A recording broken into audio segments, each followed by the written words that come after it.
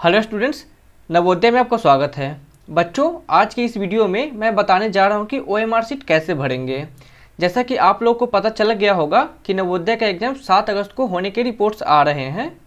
तो नवोदय के एग्ज़ाम के डेट से रिलेटेड वीडियो का लिंक मैं डिस्क्रिप्शन बॉक्स में दे दूँगा, जहाँ आप उसे देख लीजिएगा। अब आप बात करते हैं कि ओएमआर शीट कैसे भरेंगे। बच्चों, ओएमआर शीट भरने से पहले मैं आपको एक बात क्लियरली बता देना चाहता हूँ कि आपकी तैयारी चाहे जितनी भी अच्छी हो, अगर आपने ओएमआर शीट भरने में थोड़ी सी भी गलती कर दी ना, तो आपका सिलेक्शन जवाहर नवोदय विद्यालय में नहीं होगा। मैं आपको ओएमआर शीट भरने का एकदम परफेक्ट तरीका बताऊंगा, जिसे मुझे मेरे सर ने जब मैं जवाहर नवोदय विद्यालय का एग्ज़ाम देने जा रहा था तो बताया था। और उस तरीके से आप एकदम अच्छे तरीके से ओएमआर शीट भरना सीख जाएंगे और आपको थोड़ी भी गलती नहीं होगी। आगे बढ़ने से पहले मैं एक चीज़ और बता दे रहा कि मैं इस ओएमआर शीट का लिंक डिस्क्रिप्शन बॉक्स में दे दूंगा, जहां से आप इसे डाउनलोड कर लीजिएगा और एग्ज़ाम से पहले अच्छे से प्रैक्टिस कर लीजिए, ताकि आपको फाइनल डे पे कोई दिक्कत ना हो। अब आगे बढ़ते हैं कि ओएमआर शीट भरेंगे कैसे। तो स्टूडेंट्स, जब आप नवोदय विद्यालय का एग्ज़ाम देने के लिए एग्जामिनेशन हॉल में जाएंगे तो आपको इन्विजिलेटर एक क्वेश्चन पेपर देगा और उसके अंदर आपका आंसर शीट होगा। तो क्वेश्चन पेपर का फ्रंट पेज होगा, आपको इस तरह दिखेगा, और जब आप इसका सील तोड़ेंगे तो आपको एक आंसर शीट निकलेगा। तो सबसे पहला जो चेक करना है, आपको ये चेक करना है कि आंसर शीट में कितने पेज हैं।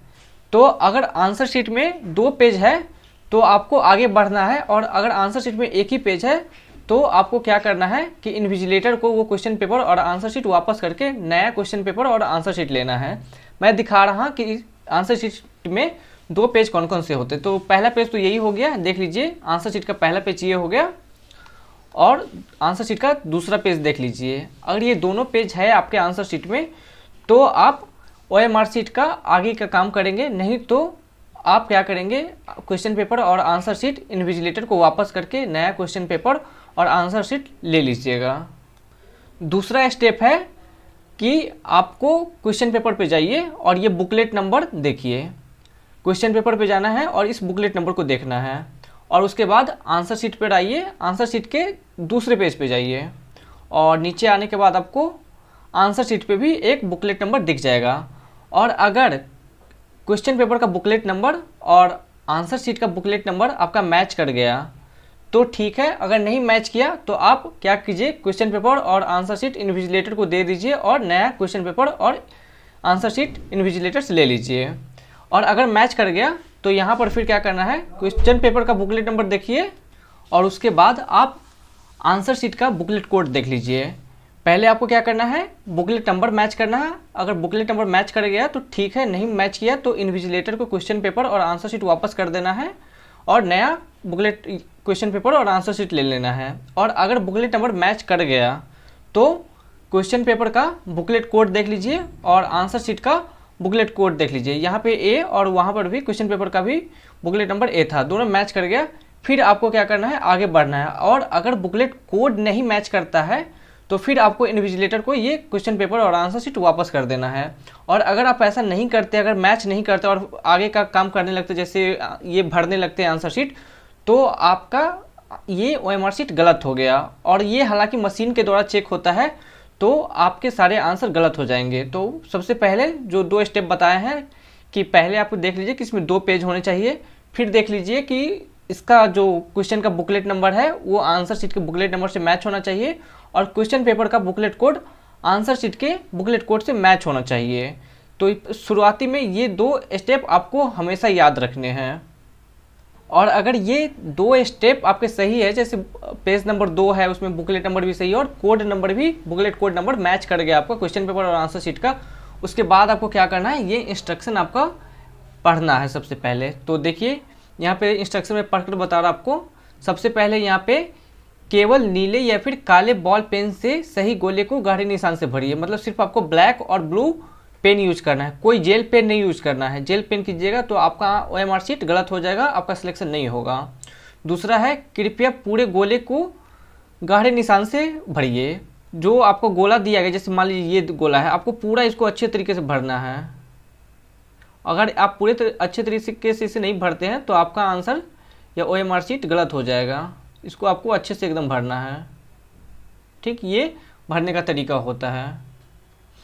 तीसरा देखिए, प्रत्येक प्रश्न का उत्तर केवल एक ही पूरे गोले में गहरा निशान लगाकर दीजिए। बस एक ही, जो भी आपको 4 ऑप्शन दिए गए, ए बी सी डी दिया होगा, उस 4 ऑप्शन में से एक ही आंसर आपका सही होगा और आपको सही आंसर में ही भरना है। जैसे आप अगर 2 ऑप्शन में भर देते हैं तो ये गलत हो जाएगा आपका। यहाँ पर देखिए, एक इसको भर दिया और आपने इसको ऐसे कर दिया तो ये भी गलत तरीका है। तीसरा ये तरीका जो गलत है वो है, अगर आप इस तरह से भरते हैं तो ये भी गलत तरीका है। और चौथा तरीका ये है, अगर आपने उस गोले को आधा ही भरा है तो ये भी गलत होगा। और सही तरीका क्या है कि जो आपका आंसर है उसको पूरी तरह ऐसे गोला लगा दीजिए, भर दीजिए, तो ये एकदम सही तरीका है। चौथा देखिए, किसी उत्तर के लिए एक बार गोले में निशान लगाने के पश्चात कोई परिवर्तन अनुमान्य नहीं होगा। जैसे आपने को पहले लगता था कि ये आंसर सही है, फिर थोड़ी देर बाद आपको लगा कि नहीं इसका आंसर ए है और आपने ए को भर दिया, तो ये आपका गलत हो जाएगा। ठीक, तो आपने जिसको एक बार भर दिया, आप हो सकता है कि आपसे कहीं गलत गोला लग गया हो, तब भी आप उसको क्या कीजिएगा, दूसरा गोला नहीं लगाइएगा, क्योंकि ये तो आपका सही होने जा नहीं रहा, लेकिन आपका टाइम लॉस हो जाएगा। तो अगर गलत भी आपने गोला लगा दिया है तो उसे छोड़ दीजिए, उससे आपके कम से कम टाइम की तो बचत होगी। अगला है 5वां, उत्तर पत्रिका पर कई अन्य निशान नहीं लगाए। जैसे उत्तर पत्रिका पे आप लोग ऐसे करते हो कि जय माँ सरस्वती, जय श्री राम, ये सब, या फिर भी किसी तरह का कोई निशान नहीं लगाना है, ऐसे भी कुछ नहीं लिखना, ओम भी कुछ नहीं लिखना है, या फिर किसी भी चीज़ को नहीं लिखना है आपको। बस आपको जो इंस्ट्रक्शन दिया गया उसे फॉलो करना है। ये सब लिखना गलत हो गया, जय माँ सरस्वती, जय माँ, कुछ इस तरह का नहीं लिखना है। तो ये था 5वां इंस्ट्रक्शन आपको, और इसके अलावा कुछ भी नहीं लिखना है आपको, जो बस आपको गोले लगाने हैं वो काम करने हैं आपको। छठा देखिए क्या गया है, क्या इस OMR उत्तर पत्रिका पर कच्चा काम करना मना है। मतलब अभी यहाँ पे रफ काम नहीं करेंगे, किसी तरह का रफ वर्क इस पेज पे नहीं करना है आपको। और आगे देखिए, प्रत्येक प्रश्न का उत्तर उत्तर पत्रिका में दिए गए क्रमांक के सामने संगत गोले में निशान लगाइए। जैसे आपको क्या करना है ना, पहले का आंसर पहले क्वेश्चन का आंसर पहले वाले में ही लगाना है। ऐसा नहीं कि पहले का आंसर आप दूसरे ऑप्शन में लगा दे रहे हैं, वो गलत हो जाएगा। तो इस इंस्ट्रक्शन को आप सबसे पहले पढ़ लीजिएगा और अच्छे से समझ लीजिएगा। उसके बाद क्या कीजिएगा, अनुक्रमांक आपको भरने का मैं तरीका बताऊंगा। मान लीजिए कि आपका क्रमांक हो गया 1 2 3 4 5 6 7। तो आप क्या कीजिएगा ना, उसके बाद अपना रोल नंबर भरिएगा। आपको रोल नंबर मिला होगा एडमिट कार्ड पे, वो रोल नंबर को आप यहाँ पे भर दीजिएगा। यहाँ पे एक छोटा सा ध्यान देने वाला है कि आप ये 4 मत लिखिएगा, और 7 को ऐसे भी लिखने से बचिएगा, क्योंकि ये है ना ऑफिशियल तरीका है 4 और 7 को लिखने का। तो ये 4 आपको नहीं लिखना है, और इस तरह से आपको 7 भी नहीं लिखना है। 4 ऐसे लिखना है आपको और 7 ऐसे लिखना है। ठीक, अब आगे बढ़ते हैं। अगला है कि कैंडिडेट का नाम क्या होगा, और यहाँ पे देखिए इंस्ट्रक्शन दिया गया आपको कि कैपिटल लेटर में लिखना है। तो यहाँ देखिए, मान लीजिए कि कैंडिडेट का नाम है राहुल, और मान लीजिए कुमार भी है तो पूरा लिख दीजिए, ये हो गया कैपिटल लेटर।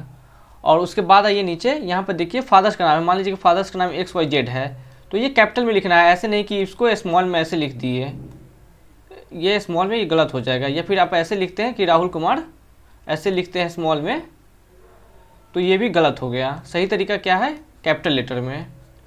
तो मैं उम्मीद करता हूँ कि आपको यहाँ तक समझ आ गया होगा। अब आगे बढ़ते हैं हम। तो अगर आपको कोई डाउट रहेगा तो नीचे कमेंट कर दीजिए, मैं फिर से समझा दूंगा।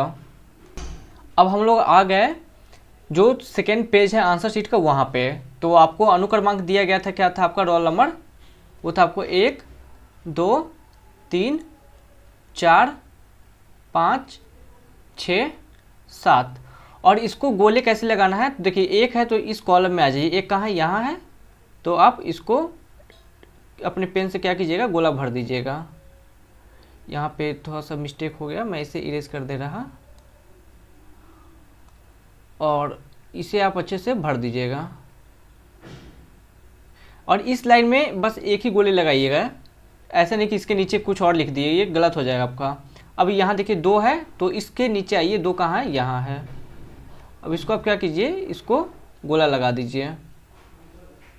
ठीक, इस लाइन में ये 3 कहाँ है, 3 यहाँ पे लगा दीजिए, गोले कर दीजिए। और यहाँ देखिए अब 4 है तो इस लाइन में 4 कहाँ है, यहाँ है, इसे भर दीजिए। ये मशीन से चेक होगा, तो अच्छे से भरिएगा ताकि बाहर नहीं आए। यहाँ पे देखिए 5 है, इस तो 5 को अच्छे से भर दीजिए।